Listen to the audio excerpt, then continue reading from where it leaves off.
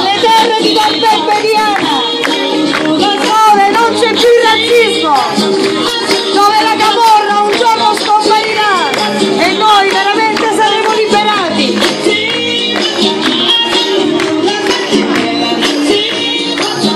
Casa di Alice, l'associazione Gerry e San Marco, la cooperativa Altre Orizzonti.